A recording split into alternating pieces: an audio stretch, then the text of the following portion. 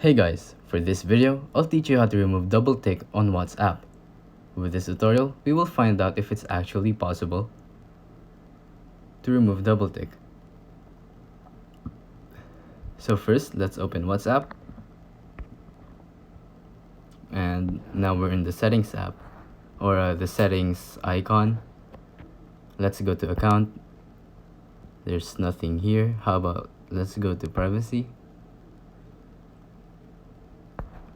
There's nothing that says anything about double tick, so let's try chats.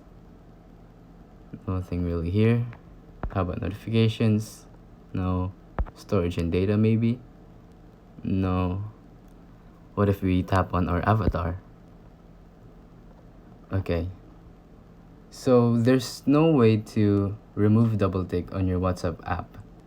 I'm really sorry to be the bearer of bad news, but I hope this video will help you in knowing that there's actually no way to do it in your WhatsApp app. And please consider liking, subscribing, and hitting the notification bell. If you have any questions, feel free to comment down below.